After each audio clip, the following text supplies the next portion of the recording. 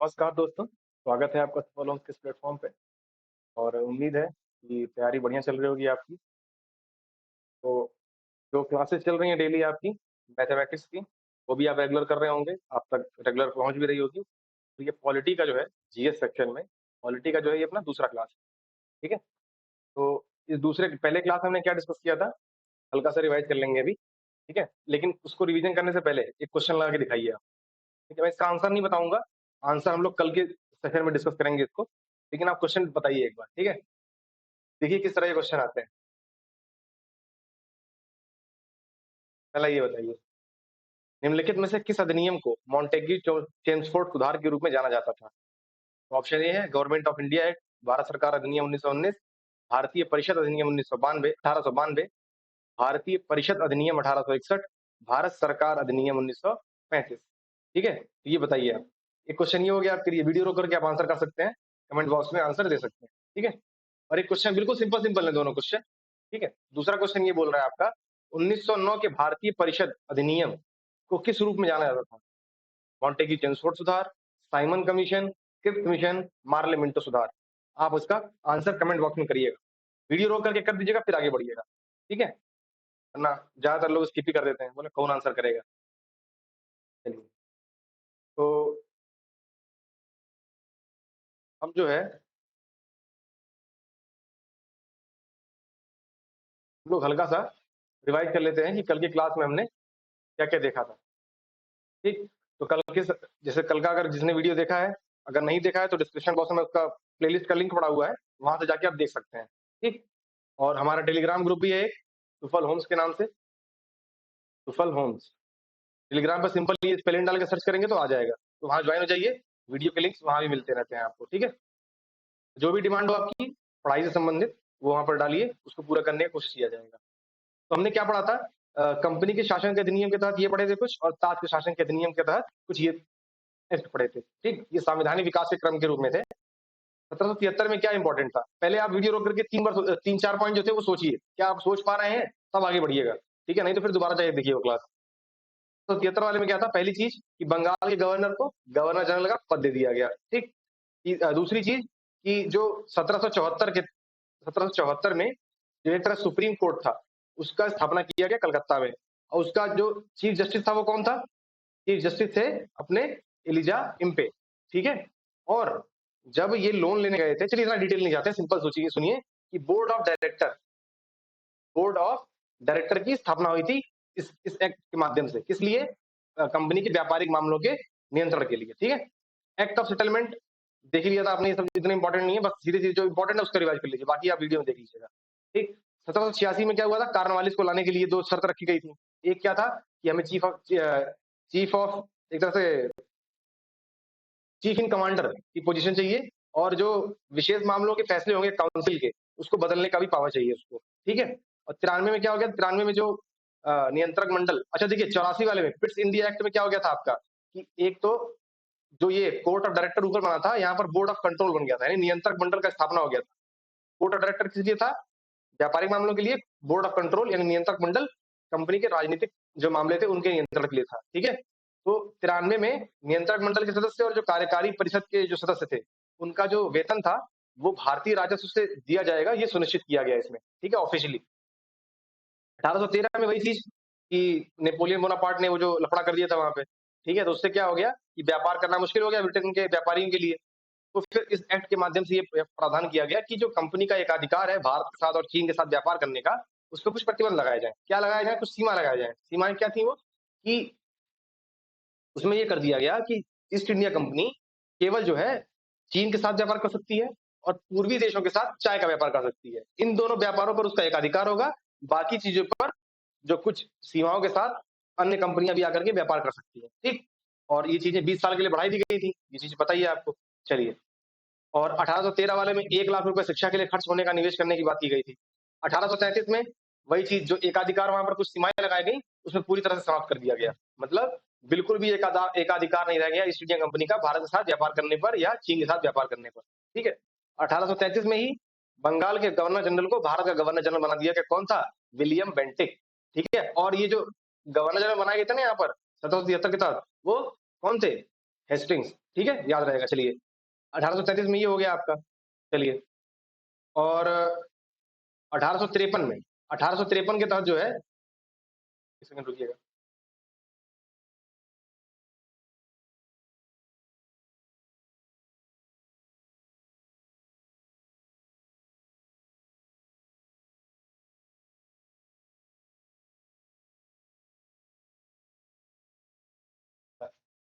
Hello. जी।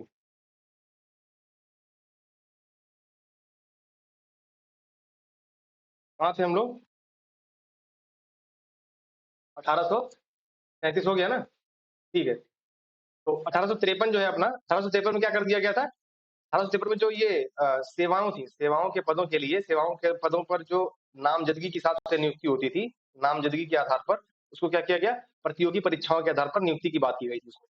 ठीक है? चलिए, अब 1858 से यहाँ से क्या है? सत्ता का हस्तांतरण हो जाता है कंपनी से ब्रिटिश क्राउन के। इसीलिए हम लोग क्या बोलते हैं इस टाइम ऑफ पीरियड को? ताज का शासन। ठीक है? चलिए, तो 1858 में क्या कर दिया गया? पहली बात वही कि कंपनी का शासन जो है भारत के ऊपर वो ब्रिटिश क्राउन के नाम से होने लगा। ठीक है? चलिए, और क्या किया गया यहाँ पर? जो गवर्नर जनरल का पद था, पदनाम था, उसको क्या कर दिया गया? वायसराय पदनाम दे दिया गया। वायसराय पदनाम दे दिया गया। ठीक है? चलिए, और यहाँ पर एक मुगल सम्राट का पद समाप्त कर दिया गया। जो बोर्ड ऑफ कंट्रोल थे और बोर्ड ऑफ डायरेक्टर थे, है ना? इन सब का पद भी समाप्त कर दिया गया इसके माध्यम से। ठीक है? क्लियर रहेगा ये चीज? चलिए, और जो वायसराय बने थे वो कौन थे? अंतिम गवर्नर जनरल और प्रथम वायसराय। इसका कमेंट बॉक्स में आंसर करेंगे आप, वीडियो रोक करके। अब मैं आंसर बता रहा हूँ कि लॉर्ड कैनिंग थे। लॉर्ड कैनिंग कौन थे? अंतिम गवर्नर जनरल और पहले वायसराय भारत के लॉर्ड कैनिंग थे। ठीक है? और एक था, एक विधि आयोग बनाया गया था, पहला विधि आयोग भारत का। किसकी अध्यक्षता में? ये भी आप कमेंट बॉक्स में बताएंगे, वीडियो रोक करके। ठीक है? अब मैं बता रहा हूँ कौन थे? Lord Macaulay. ठीक है? लॉर्ड मैकाले को प्रथम विधि आयोग का अध्यक्ष बनाया गया था, मतलब उनकी अध्यक्षता में प्रथम विधि आयोग बनाया गया था। दोनों तरह से कह सकते हैं। ठीक है? 1861 आ जाइए। 1861 में क्या हुआ? 1861 में आपका, 1861 वाले में अध्यादेश, इसको गवर्नर वायसराय को बोल लीजिए, वायसराय को अध्यादेश जारी करने की शक्ति मिल गई। ठीक है? चलिए, और 1892, 1919, 1919 के जो मार्ले मिंटो सुधार था, अभी आपने वहां देखा था, क्वेश्चन देखा था ना, अब आंसर याद होगा। जिनको कंफ्यूज हो रहा होगा आंसर में, उनको अब आंसर मिल गया होगा। 1909 का मार्ले मिंटो सुधार। सबसे पहली बात क्या? मुस्लिम समुदाय के लिए पृथक सांप्रदायिक निर्वाचन की बात की गई इसमें। अब ये क्वेश्चन आता है कि सांप्रदायिक निर्वाचन की कि जनक किसको बोला जाता है? तो वो मिंटो को बोला जाता है। किसको? मिंटो को। मिंटो, ये मिंटो नहीं है, मिंटो, मिंटो है।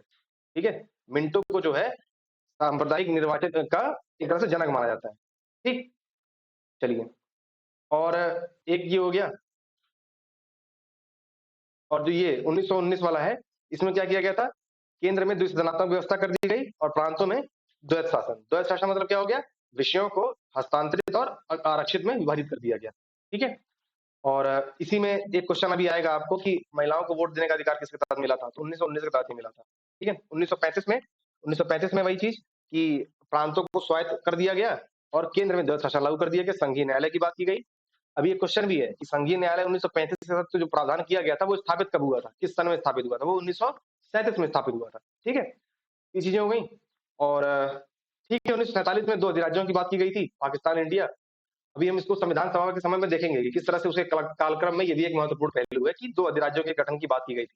माउंटबेटन योजना जो आई थी, उससे जोड़ करके पढ़ेंगे। ठीक है? और इसमें जो है ये भी बोला गया था कि संवैधानिक जो सभा है वो विधानमंडल के रूप में कार्य करेगी जब तक संविधान सभा एक भारत का संविधान निर्माण नहीं कर देती। ठीक? तो चलिए, अब यहाँ से चीजें हो गई। अब हम अपने टॉपिक पे आते हैं। क्या? संविधान सभा। देखिए, बिल्कुल टेंशन नहीं लेना यहाँ से। संविधान सभा के बारे में जो जो महत्व, मैंने प्रीवियस ईयर क्वेश्चन ढंग से देखा हुआ है, कई बार देखा हुआ है। ठीक? तो मुझे पता है कि संविधान सभा से क्या क्या क्वेश्चन बने हुए हैं और क्या क्या बन सकते हैं। क्या क्या बन सकते हैं तो कोई नहीं जान सकता है, बस एक अनुमान लगा सकता है कि क्या क्या क्वेश्चन आ सकते हैं। तो हम उस रेंज में लेके चलेंगे कि चीजें छूटे ना, अपनी कोशिश करेंगे। ठीक है? बाकी जो इधर उधर क्वेश्चन रहेंगे वो हम लोग क्वेश्चन सेशन में कवर कर लेंगे। ठीक? तो संविधान सभा की हम लोग जब बात करेंगे तो सबसे पहले एक पृष्ठभूमि देख लेते हैं। पृष्ठभूमि इन द सेंस की शुरुआत कहाँ से हुई इसकी। आपने एम एन रॉय का एक व्यक्ति का नाम सुना होगा। इसका? एम एन रॉय का। एम एन रॉय, इन्होंने 1934 में सबसे पहले संविधान सभा की बात की थी। संविधान सभा की। भाई साहब, हेलो। नोट करते रहिए, हाँ, नोट करते रहिए साथ में। संविधान सभा की बात की थी इन्होंने, ठीक है? ये भारतीयों की तरफ से पहले ऐसे व्यक्ति थे जिन्होंने औपचारिक रूप से ध्यान दीजिएगा, वैसे बाल गंगाधर तिलक का भी नाम आता है, ठीक है? लेकिन औपचारिक रूप से संविधान सभा की मांग किसने की सबसे पहले? एम.एन. रॉय। यहाँ एम को जोड़ दीजिएगा, अभी आगे बताऊँगा क्यों जोड़ देना है, ठीक है? एम पे जोड़ दीजिएगा, ठीक? ये चीज़ हो गई। अब 1942 में एक क्रिप्स मिशन आया। क्या आया? Cripps Mission. ये मॉडर्न इंडिया का है, लेकिन हम लोग यहाँ भी इसकी ज़रूरत पड़ेगी। कब आया? 1942 में, ठीक है? स्टैफोर्ड क्रिप्स की अध्यक्षता में। तो ये आया था संविधान सभा की। अब देखिए, ये इसमें भी बात की गई थी संविधान सभा की, लेकिन ये अंग्रेजों की तरफ से पहली बार बात किसमें की गई? संविधान सभा की क्रिप्स मिशन के तहत, ठीक है? अब देखिए, ये वर्ल्ड वॉर चल रहा है, सेकंड वर्ल्ड वॉर चल रहा है इस समय, वर्ल्ड वॉर चल रहा है सेकंड, ठीक है? क्या हो रहा है? 1939 से लेकर के 1945 तक जो द्वितीय विश्व युद्ध चल रहा था अपना, उस समय की बात चल रही है, उस समय की परिस्थिति है। तो क्रिप्स मिशन आया उस समय पर, ठीक? इन्होंने बोला कि संविधान सभा के गठन की बात की इन्होंने इस एक्ट में, ठीक है? लेकिन इसको अब देखिए, यहाँ से भी कुछ आधुनिक भारत के इतिहास में यहाँ से प्रश्न बनते हैं। क्या बनते हैं? कि post dated cheque Gandhi ji ने गांधी जी ने post dated cheque post dated cheque किसको कहा था? तो क्रिप्स मिशन को कहा था। अब यहाँ पर एक और क्वेश्चन आता है कि डूबते हुए बैंक का पोस्ट डेटेड चेक किसने कहा था? तो वो कहा था जवाहरलाल नेहरू ने, ठीक है? दोनों फैक्ट याद रखने हैं आपको। जवाहरलाल नेहरू ने कहा था इस चीज को, क्या? पोस्ट, इसको नोट करते रहिए आप, ठीक है? पोस्ट डेटेड, डूबते हुए बैंक का पोस्ट डेटेड चेक, दोनों स्टेटमेंट में पूछा जाता है, डूबते हुए बैंक का, ठीक है? चलिए, ये चीजें हो गई आपकी। अब देखिए, अब इसके बाद आया, अब देखिए यहाँ पर भी एक परिस्थिति समझिए, इतनी चीजें हो गई, अभी सब बात चल रहा है, नॉर्मल चल रही हैं चीजें, ठीक है? अब देखिए क्या होता है, 1945 आता है, हिरोशिमा नागासाकी, हिरोशिमा नागासाकी, परमाणु बम का हमला होता है किस पर? जापान पर, ठीक? वो भी जो औपनिवेशिकतावाद है ना एक तरह से, वो भी चरम स्तर पर पहुंच गया था जापान, तब ये घटना घटी थी, तब उन्होंने परेशान होकर की चीजें की थी, ठीक है? हार रहे थे इसलिए भी, तो ये घटना हो गई, मतलब कि वहां पर परमाणु बम गिर गया। अब इस समय पावर में कौन था? अमेरिका।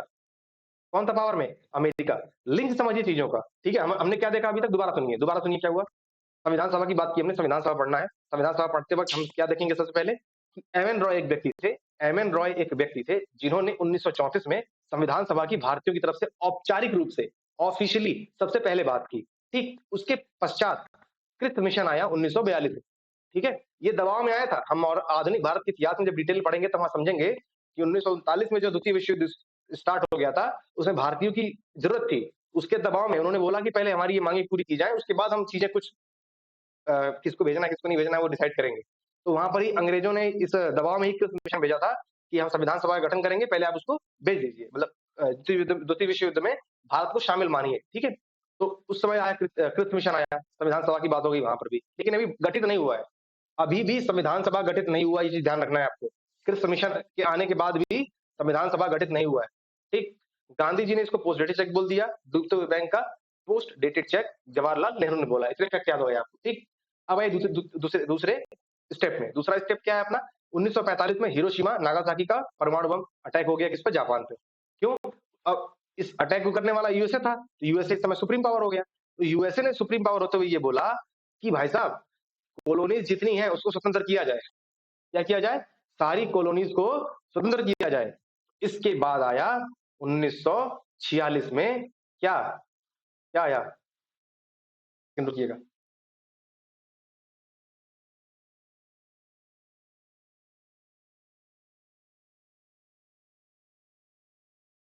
1945 में अटैक हो गया, 1946 में अपना माउंटबेटन योजना आ गया, नहीं कैबिनेट मिशन आ गया, कैबिनेट मिशन। माउंटबेटन योजना जून 1947 में आएगा, कैबिनेट मिशन, कैबिनेट मिशन। और ये मई मई 1946 की बात है। मई 1946 में जो है आपका वो कैबिनेट मिशन आता है, ठीक?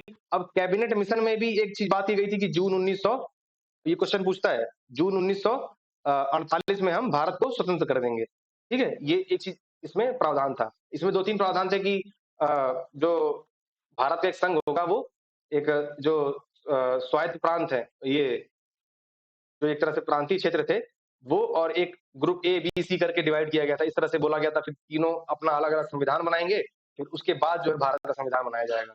और संविधान सभा की बात की गई फिर इसमें संविधान सभा की बात की गई, ठीक है? और इसी के तहत संविधान सभा का गठन भी हुआ था, संविधान सभा। अब यहाँ से ध्यान से ये सुनिए, संविधान सभा की बात की गई, 389 लोगों का मतलब इसमें कहा गया कि 389 सदस्य होंगे, ठीक है? जिसमें से 292 किससे थे? ब्रिटिश प्रांत से थे। 4 जो थे कमिश्नर स्टेट से थे। दिल्ली हो गया, कुर्ग हो गया आपका ना, अजमेर हो गया, ये सब वाले जो स्टेट थे। उसके बाद जो आपके थे 4 2 6 3 9 93 जो थे आपके, ये देसी रियासतों के जो राजा थे, देसी रियासतों के राजा, उनके द्वारा नामित थे ये। रियासतों के राजा द्वारा नामित, ठीक है? चलिए, तो ये चीज़ें हो गई, ये ब्रिटिश प्रांत से, नोट कर लीजिएगा अगर पूरा नोट करना होगा तो आपको। ब्रिटिश प्रांत से और ये कमिश्नर स्टेट से, कमिश्नर स्टेट से। दिल्ली हो गया आपका ना, कुर्ग हो गया, बाड़मेर हो गया, ये अजमेर वाला क्षेत्र जो था, 4 आपके कमिश्नर स्टेट थे। ठीक, तो ये अपना सदस्य हो गए संविधान सभा की, ये स्टार्टिंग की बात है अभी, ठीक है? अभी यहाँ पर बहुत बवाल होगा।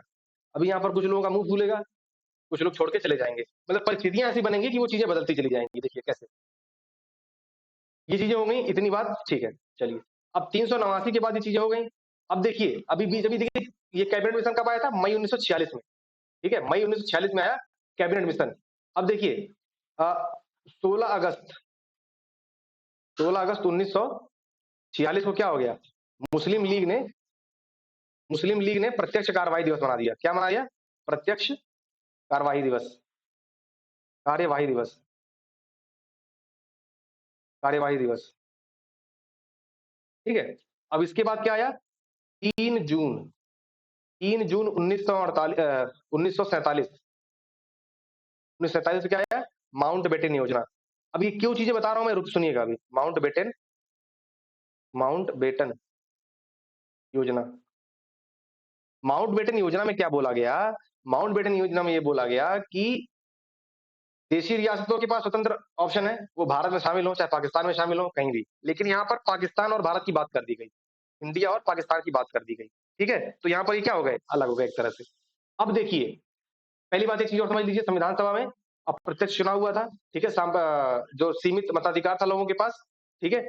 और जो है कांग्रेस ने ज्यादा सीट जीती थी, ये तो पता ही है आपको। अप्रत्यक्ष इन द सेंस कि लोगों ने डायरेक्ट वोट नहीं दिया था, लोगों के प्रतिनिधियों ने इनके सदस्यों को चुना था, ठीक है? चलिए, तो ये चीजें हो गई। अब देखिए, जब इंडिया पाकिस्तान अलग अलग हो गए, ये बातें यहाँ पर आ गई, तो संविधान सभा के मेंबर कम हो गए। कैसे कम हो गए? जो 289 थे ना, 389 थे, 389 थे, ये बचे कितने? 299 मुस्लिम लीग के अलग होने के बाद। अब मुस्लिम लीग अलग होने के बाद इसमें कौन थे? 229 थे, वो ब्रिटिश प्रांत के थे, और 72 देसी रियासतों वाले थे। तो ये क्या हो गए? अपने 299 हो गए, ठीक? लेकिन एग्जैक्ट जब संविधान सभा पहला दिन बैठक हुई थी तो 284 लोग ही आए थे, ठीक है? 299 में से 284 लोग ही उपस्थित हुए थे, ठीक है? यहाँ तक चीजें हो गई। ये अपना संविधान सभा के गठन की बात हो गई। अब हम वो फैक्ट देखेंगे जो संविधान सभा से संबंधित चीजें आती हैं। देखिए क्या? सबसे पहला फैक्ट, संविधान, देखिए ध्यान से इसको नोट करिएगा। संविधान सभा,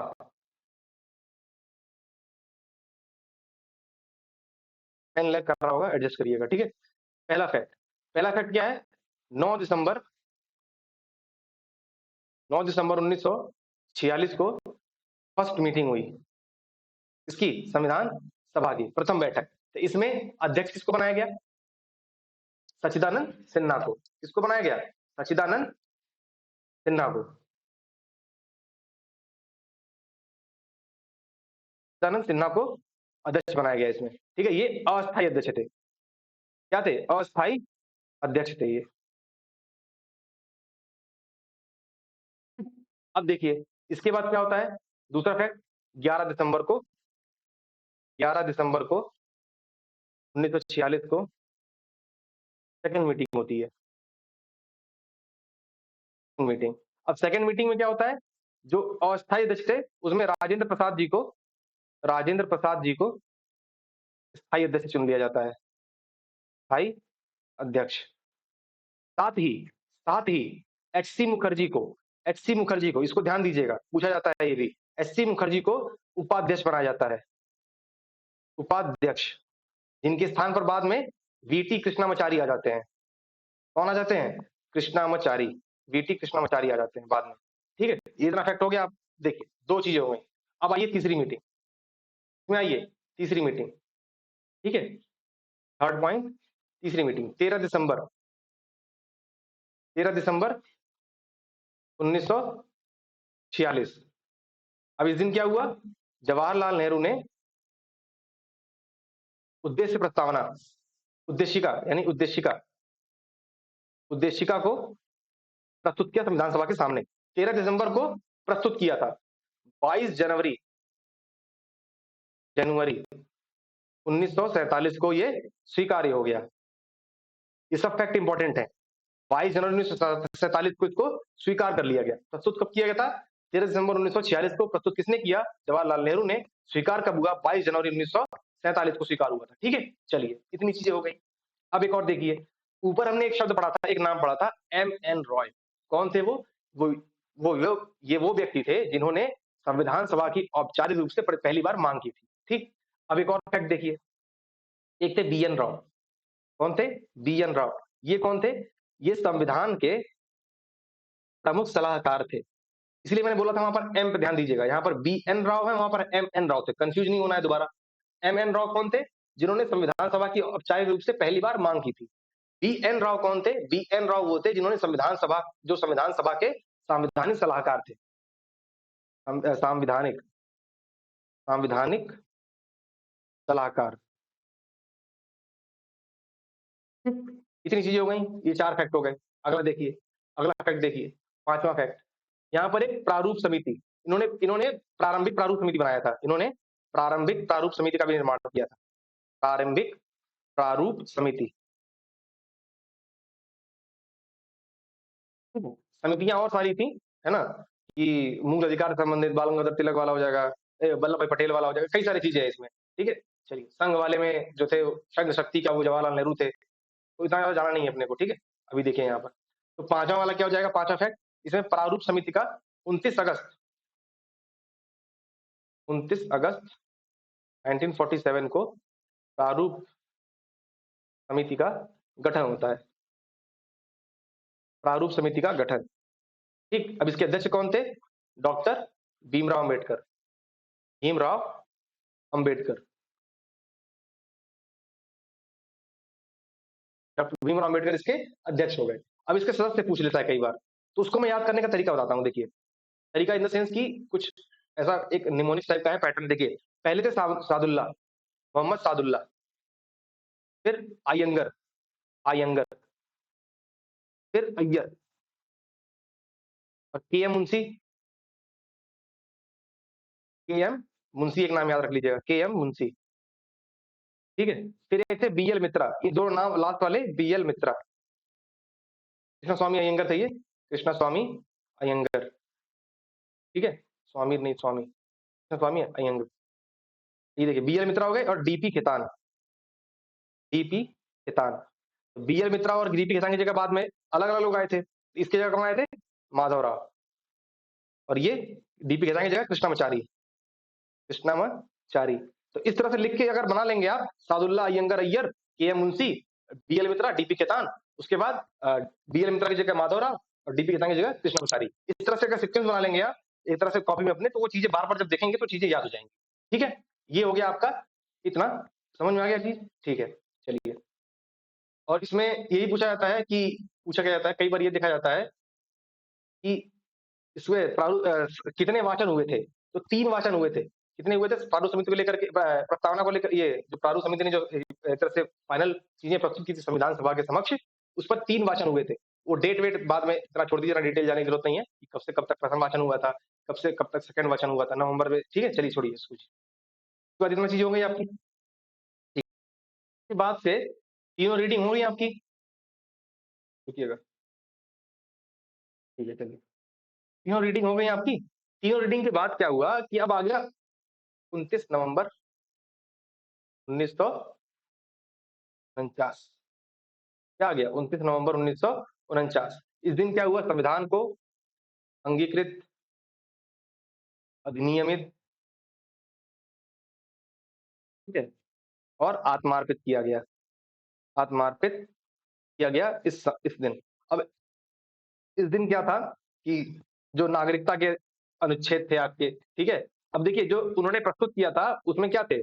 395 अनुच्छेद, 22 भाग और 10 अनुसूचियाँ थी, ठीक है? तो नहीं, 8 अनुसूचियाँ थी, ठीक है? 9वां प्रथम के साथ जोड़ा गया, 10वां 52वें संविधान संशोधन के तहत, 11वां 73वें, 12वां 74वें संविधान संशोधन के तहत। इसको भी देखेंगे, जब अनुसूचियाँ पढ़ेंगे हम, अभी आज ही की क्लास में देखेंगे, उसको भी देखेंगे, ठीक है? 8 अनुसूचियाँ, 12 22 भाग, 395 अनुच्छेद। हालाँकि ये अनुच्छेद अब टूट करके कम से कम 4 साढ़े 400 से प्लस चले गए हैं और ये भाग को अगर आप सब भाग को भी जोड़ लेंगे तो 25 के आस-पास हो गए, ठीक है? चलिए, तो इस दिन हो गया। अब इसमें नागरिकता के जो अनुच्छेद हैं आपके 5 से लेकर के 11 तक, वो भी लागू कर दिए गए थे, उसमें कुछ लागू कर दिए गए थे और जो अनुच्छेद 60 है ना? राष्ट्रपति का शपथ वाला, वो और 366 इस तरह के कुछ और अनुच्छेद आपको लागू कर दिए गए थे इस दिन। लेकिन जो फाइनल संविधान लागू हुआ था, वो कब लागू हुआ था? 25 जनवरी 1948 को, 1950 सॉरी 1950 को, 26 सॉरी 26 जनवरी 1950 को, ठीक है? अच्छा, एक यहाँ पर ये पूछा जाता है कि संविधान सभा की अंतिम बैठक कब हुई थी? अंतिम बैठक 24 जनवरी को हुई थी। इसके 2 दिन पहले साइन करने के लिए लोग इकट्ठे हुए थे, ठीक है? तो याद रखिएगा 24 जनवरी को संविधान सभा की अंतिम बैठक हुई थी। 26 जनवरी को ही क्यों लागू किया गया? 26 जनवरी कैसे लागू किया गया कि 31 दिसंबर 1929 को रावी नदी के किनारे रावी नदी के किनारे जवाहरलाल नेहरू ने झंडा फहराकर स्वाधीनता का ऐलान किया था। ये किया था कि हम लोग 26 जनवरी 1930 को स्वाधीनता दिवस मनाएँगे। क्या मनाएँगे? स्वाधीनता दिवस, ठीक है? तो उसी के परिप्रेक्ष्य में, उसी को एक तरह से यादगार बनाने के लिए हमने, यहाँ तो हम आ रहे होंगे, देखिए यहाँ पर 26 जनवरी 1930 को स्वाधीनता दिवस की बात की थी इन्होंने, स्वाधीनता दिवस, ठीक है? तो उसी को याद बनाने के चक्कर में हमने क्या किया, 26 जनवरी 1950 को इस संविधान को लागू किया पूर्णतः और इसी के लिए 26 जनवरी को हम लोग क्या मनाते हैं? गणतंत्र दिवस मनाते हैं, गणतंत्र दिवस, ठीक? अब देखिए यहाँ पर चीज़ें, अब मुझे उम्मीद है कि काफ़ी लोग इस यहाँ तक, यहाँ के फैक्ट तक रुके होंगे। जो रुके हैं, वो बहुत ही तारीफ़ की बात है कि आप रुके हैं यहाँ तक, ठीक है? तो अगर आप रुक गए हैं, तो इन फैक्ट्स को आपने कुछ नोट भी किया होगा। नोट किया है, अब उसको आप एक बार पढ़ लीजिए, सीक्वेंस ऑर्डर में पढ़िएगा, उसी ऑर्डर में, जिस ऑर्डर में हमने डिस्कस किया है, उसी ऑर्डर में पढ़िएगा और पढ़ने के बाद एक बार सोचने की कोशिश करिए कि क्या वो चीज़ें इमेजिन हो पा रही हैं? क्या संविधान सभा की किसने पहले बात की थी? भारतीयों की तरफ से, फिर अंग्रेजों की तरफ से किसने बात की? फिर क्रिप्स मिशन के माध्यम से हो गया वो, ठीक है? फिर अपना वर्ल्ड वॉर चल रहा है, द्वितीय विश्व युद्ध चल रहा है, तो वहाँ के बाद फिर कैबिनेट मिशन आ गया। कैबिनेट मिशन के बाद क्या आ गई चीज़ें? संविधान सभा की बात कर दी गई, उसमें संविधान सभा की बात की गई तो उसमें क्या हुआ, अप्रत्यक्ष चुनाव की बात की गई, अप्रत्यक्ष चुनाव के अलावा फिर उसमें 389 लोगों को बात की गई चुनने की, 389 में से कौन थे, 292 ये थे, फिर 4 वो थे, 4 कौन थे, कमिश्नर वाले थे, 292 कौन थे, ब्रिटिश प्रांत वाले थे, फिर 93 कौन थे, ये देसी रियासतों के राजाओं द्वारा नामित किए गए थे। इस तरह से चीजें अगर आपके ऑर्डर में बन जा रही है, सोच पा रहे हैं, तो बहुत अच्छे जा रहे हैं आप, बहुत सही जा रहे हैं, ठीक? उद्देश्य भी यही है, क्लास में याद करेंगे हम, चीजें इस तरह से कर लेंगे, ठीक? तो ये हो गया संविधान सभा का फैक्ट रखना। और कल जब हम क्वेश्चन देखेंगे इससे संबंधित, आपको जो क्वेश्चन है, इसी के आसपास मिलेंगे, ठीक? इसी के आसपास क्वेश्चन मिलेंगे आप, ठीक? अब चलिए हम कहाँ चलते हैं, अब हम याद करेंगे भारत की अनुसूचियां, भारत के संविधान की अनुसूचियां, जो 12 अनुसूचियां हैं अपनी, उसको हम याद करने की कोशिश करेंगे, ठीक? चलिए आइए, देखिए, इस तरह से नोट करते जाइए आप।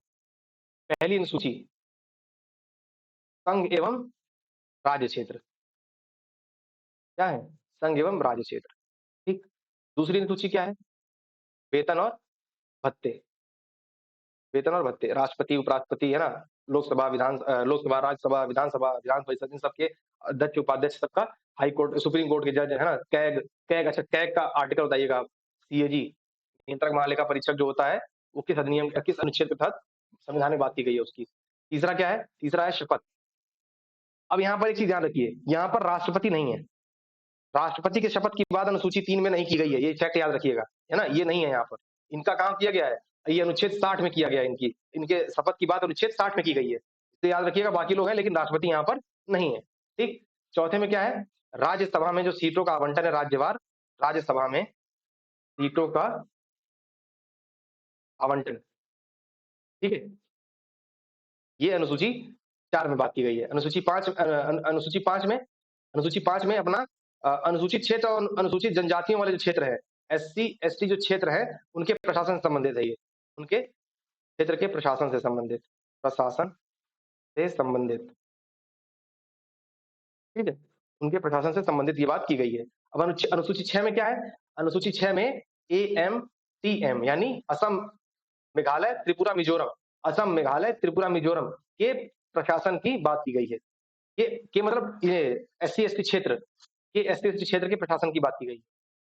प्रशासन की बात, ठीक। अनुसूची 7 में ये जो विषय है अपने विषयों का बंटवारा, विषयों के बारे में बात की गई है इसमें एक तरह से, ठीक है। अब वो देखिए इसमें क्या है, एक तो यूनियन लिस्ट है आपका, एक स्टेट लिस्ट है, एक कंकरेंट लिस्ट है। तो यूनियन में कितने हैं आपके? 100 है। इसमें कितने हैं? 66 हैं। इसमें कितने हैं? 52 है। ठीक है, ये हो गया आपके।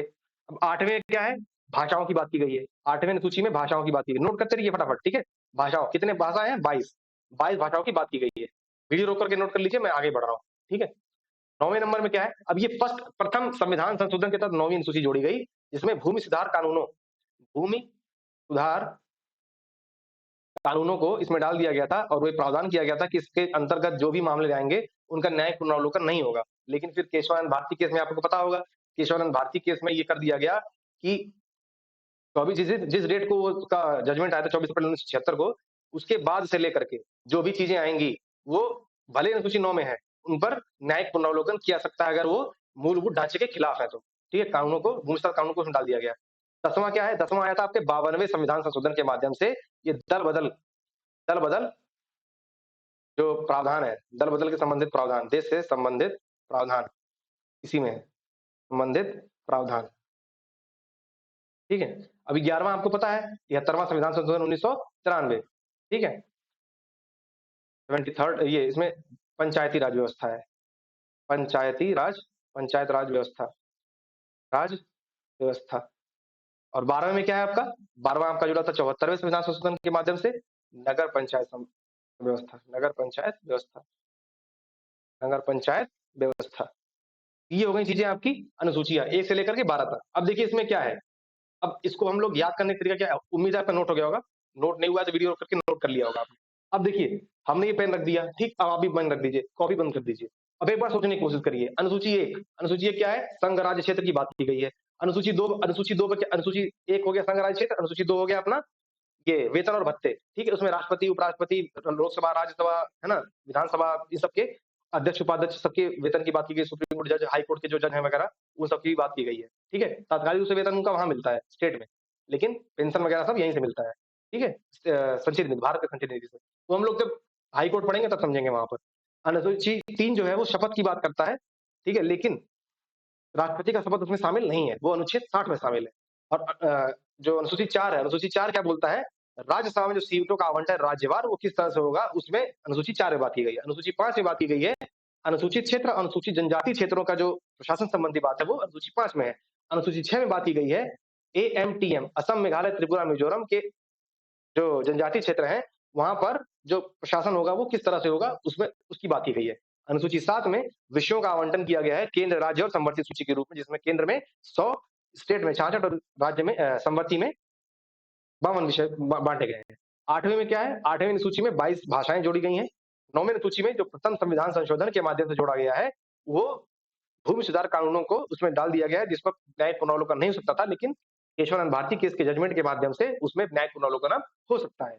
अनुसूची 10 के बारे में क्या बोला गया? अनुसूची 10 के बारे में क्या बोला गया है कि वो 52वें संविधान संशोधन के माध्यम से भारत के संविधान में जोड़ा गया और इसमें दल बदल विरोधी दल बदल संबंधी जो प्रावधान किए गए हैं वो उसमें शामिल है।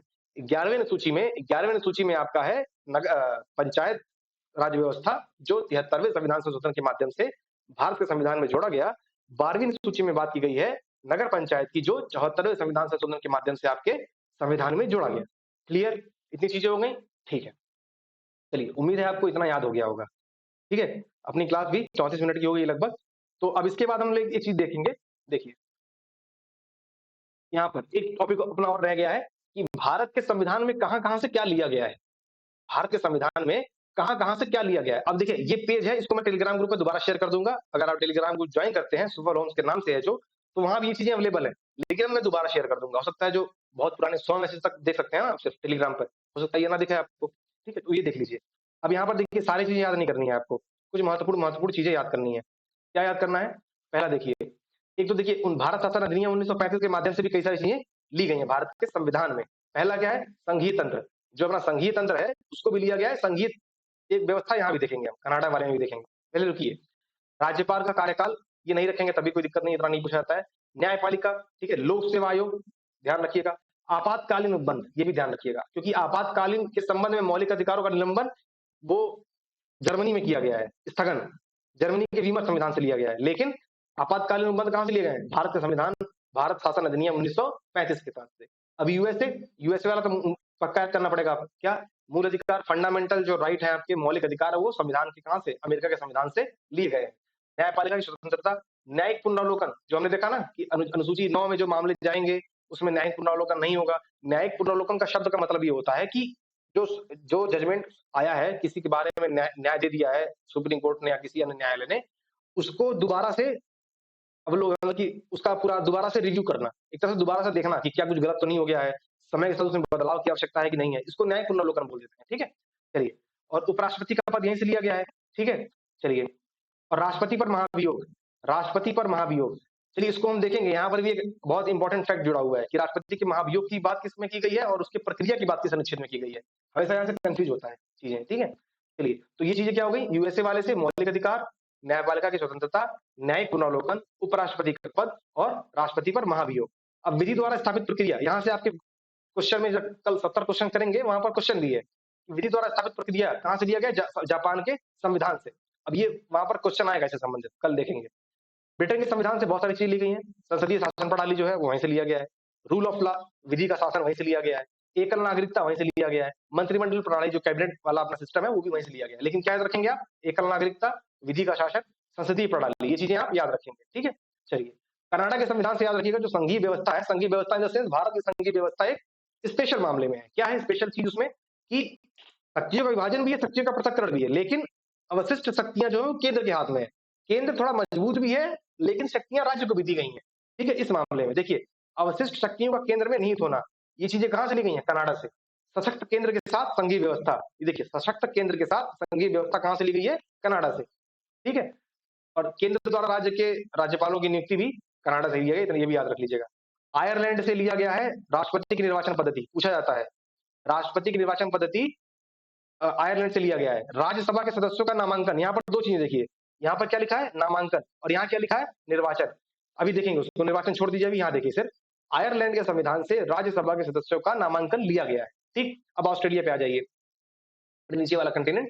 ठीक है, संवर्ती सूची, जिसमें कितने विषय थे? 52। अभी देखा था ना हमने, 52 विषय संवर्ती सूची में। ठीक है, और ये व्यापार वाणिज्य समागम की स्वतंत्रता, हम इसको मौलिक अधिकार में पढ़ेंगे। ठीक है, वहां पर चीजें आएंगी, तो इसको भी छोड़ दीजिए, कोई दिक्कत नहीं है, नहीं याद रखेंगे तब भी कोई दिक्कत नहीं है। ऑस्ट्रेलिया से याद रखिए संवर्ती सूची और संसद के दोनों सदनों की संयुक्त बैठक, जिसको याद है वो बताएगा किस अनुच्छेद के तहत है ये। इस अनुच्छेद में संसद के दोनों सदनों की संयुक्त बैठक की बात की गई है। तो संवर्ती सूची की बात हो गई, संसद के दोनों सदनों की संयुक्त बैठक की बात हो गई, किसमें? ये याद कर लीजिए अनुच्छेद 108 में। ठीक है, ये ऑस्ट्रेलिया से लिया गया है। अब रूस से क्या लिया गया है? मूल कर्तव्य, जो आपके 42वें संविधान संशोधन के माध्यम से, है ना, जो स्वर्ण सिंह समिति की जो रिकमेंडेशन थी उसके तहत 42वें संविधान संशोधन के माध्यम से मूल कर्तव्य जोड़े गए आपके। ठीक है, उसको क्या है हम लोग यहाँ पर देखेंगे 51A में। ठीक, 11 मौलिक कर्तव्य हैं आपके, उसको सब याद करेंगे हम लोग। तो मौलिक कर्तव्य क्या हो गए आपके? रूस से लिए गए हैं। ठीक है, और ये भी याद रख लीजिए, कल उद्देशिका पढ़ेंगे हम लोग, प्रस्तावना तो परसों पढ़ेंगे। तो सामाजिक, आर्थिक, राजनीतिक न्याय की जो बात है, 3 न्याय की बात है प्रस्तावना में, सामाजिक, आर्थिक, राजनीतिक, ये चीजें याद कर लीजिए। लिखेंगे, देखिए कुछ लोग डर गए होंगे, इतना इतना सब कुछ याद करना है। लिख के देखिए, आप एक बार लिखिए, उसका देश का नाम लिखिए, उसके प्रावधान लिखिए, उसकी जो चीजें लिखी हैं वो लिखिए, ऐसे लिस्ट बना लीजिए। 2-3 बार लिखेंगे, याद हो जाएगा। अब वीडियो में हम लोग याद करने की कोशिश करेंगे ना, अभी रुकिए आप पहले देखिए। तो दक्षिण अफ्रीका का संविधान से क्या लिया गया है? संविधान संशोधन की प्रक्रिया, आर्टिकल 368 के तहत जो संविधान संशोधन की प्रक्रिया है वो कहां से लिया गया है? साउथ अफ्रीका से लिया गया है। और राज्यसभा के सदस्यों के निर्वाचन, दो चीजें हैं, राज्यसभा में नामांकन कहां से लिया गया है? आयरलैंड से लिया गया है। राज्यसभा के सदस्यों का निर्वाचन कहां से लिया गया है? साउथ अफ्रीका से लिया गया, दक्षिण अफ्रीका से लिया गया है। और हमने आपातकाल के दौरान मूल अधिकारों का जो स्थगन होता है, वो जर्मनी वाले से देख लिया। फ्रांस के संविधान से क्या लिया गया है? गणतंत्रात्मक जो व्यवस्था है ना, कि राष्ट्रपति जो है वो गणतंत्रात्मक मतलब क्या होता है कि जो राष्ट्र का प्रमुख है, वो अनुवांशिक नहीं होगा, है ना? वो एक तरह से निर्वाचित होगा, भले ही प्रत्यक्ष अप्रत्यक्ष तरीके से हो, लेकिन निर्वाचित होगा वो, ठीक है? वंशानुगत पद धारण नहीं होगा उसमें। तो वो क्या गणतंत्रात्मकता की एक विशेषता है, ठीक है? जैसे प्रस्तावना में न्याय की बात, 3 न्याय यहाँ से लिए गए थे, रूस से लिए गए थे, वैसे ही प्रस्तावना में स्वतंत्रता, समता, बंधुता के आदर्श वहाँ से लिए गए हैं। जिन्होंने वर्ल्ड हिस्ट्री के बारे में थोड़ा भी पढ़ा है, उनको पता होगा कि फ्रांस का जो क्रांति हुई थी, वहाँ पर स्वतंत्रता, समता, बंधुता के एक तरह से वहाँ भाव जो थे, उसी के कारण एक तरह से क्रांति हुई थी, उसको पाने के लिए, ठीक है? तो फ्रांस के संविधान से क्या हो गया? गणतंत्र व्यवस्था हो गई, ठीक है? समता हो गई, बंधुता के आदर्श हो गए। ठीक, चलिए। ये चीज़ें आपको क्लियर होनी चाहिए। तो ये आपके ये क्या हो गए? फैक्ट हो गए कि कौन-सा चीज़ कहाँ से लिया गया है, ठीक? तो अब इसको आप एक बार लिखिएगा ढंग से। उसके बाद हम लोग फिर दोबारा देखेंगे कि याद हुआ कि नहीं हुआ। अभी देखिए सिंपल सा है, मौलिक अधिकार मैं पूछ लूँ 2-3 सवाल पूछ रहा हूँ, रुकिए, मैं इसको हटा दे रहा हूँ। मैं 2-3 सवाल पूछ रहा हूँ। पहला क्या? मौलिक अधिकार कहाँ से लिया गया है? बिल्कुल सही, अमेरिका से लिया गया है। और मौलिक कर्तव्य कहाँ से लिए गए हैं? बिल्कुल सही, कहाँ से लिए गए हैं? रूस से लिए गए हैं। अब देखिए, जो राज्यसभा में सदस्यों का नामांकन कहाँ से लिया गया है? आयरलैंड से लिया गया है। लेकिन राज्यसभा में सदस्यों का निर्वाचन कहाँ से लिया गया है? साउथ अफ्रीका से लिया गया है। संविधान संशोधन की प्रक्रिया कहाँ से ली गई है? साउथ अफ्रीका से ली गई है। ठीक है? संघीय व्यवस्था, सशक्त केंद्र के साथ संघीय व्यवस्था कहाँ से लिया गया है? कनाडा से लिया गया है। ठीक है? और जो राज्यपालों की नियुक्ति है, वो कहाँ से लिया गया है? वहीं से लिया गया है। ठीक है? चलिए, तो अब देखिए, अभी इसमें भी कई सारी चीज़ें हैं, जो हम लोग कल रिवाइज़ करने की कोशिश करेंगे। आप एक बार इसको लिखिए। बहुत सारे फैक्ट हो गए हैं, तो मुझे नहीं लगता कि अब आगे कंटिन्यू करने की ज़रूरत है। इसको हम लोग कल सेशन को कवर करेंगे। वहाँ पर रिवाइज़ करके हल्का-सा सीधे हम फिर क्वेश्चन पे आ जाएँगे। कल के सेशन में आप मिस मत करिएगा। 70 क्वेश्चन कवर किए जाएँगे उसमें, ठीक है? तो उसको मिस मत करिएगा। उससे ही प्रैक्टिस होगी आपकी, उसको भी बार-बार देख करके आप चीज़ों को रिवाइज़ कर सकते हैं। ठीक? तो चलिए, तो उम्मीद है सेशन आपको पसंद आया होगा और कुछ ना कुछ सीखने को मिला होगा। इसमें चीज़ों को क्या और बेहतर किया जा सकता है, कमेंट बॉक्स में ज़रूर फीडबैक दीजिएगा। और देखिए, यहाँ पर सब्सक्राइब करने वाली बात ये है कि सब्सक्राइब इसलिए करना पड़ ज़रूरी है आपके लिए कि जैसे मान लीजिए आप अगर जुड़ गए हैं एक बार, तो हर बार आपको सर्च करके आना पड़ेगा यूट्यूब पे, ठीक है? इससे बढ़िया कि और ऐसा तो है नहीं आप किसी कॉन्टैक्ट लिस्ट में हैं कि कुछ बच्चे हैं, कुछ दोस्त हैं जो कॉन्टेस्ट में हैं, जो उनको वीडियो भेज दिया जाता है देखने के लिए, लेकिन हर लोग नहीं जुड़ सकते ना कॉन्टैक्ट लिस्ट में। तो आप सब्सक्राइब कर लेंगे, तो चीज़ें आपके पास ऑटोमेटिक आ जाएँगी। सब्सक्राइब करने से भी नहीं आएँगी। सब्सक्राइब करने के बाद जो आपको बेल वाला आइकन होता है, वहाँ पर जब ऑल सेलेक्ट करेंगे, तब आपको नोटिफ़िकेशन जाएगा। तो क्या उसको आपके बार-बार आना नहीं पड़ेगा, ठीक है ना? चैनल पर वो करने के लिए। आपका जैसे ही नोटिफ़िकेशन आता है, पास कर लीजिए, खत्म। ठीक? तो उस पर्पज़ से आप सब्सक्राइब कर लीजिए, कोई दिक्कत नहीं। ताकि आपको बार-बार परेशान ना होना पड़े वीडियो ढूँढने के लिए। बाकी कमेंट बॉक्स में फीडबैक दीजिएगा कि वीडियो कैसा लगा और इसमें क्या सुधार किया जा सकता है। मिलते हैं नेक्स्ट वीडियो में। तब तक के लिए पढ़ते रहिए, रिवाइज़ करते रहिए और प्रैक्टिस करते रहिए। ठीक है? Thank you so much.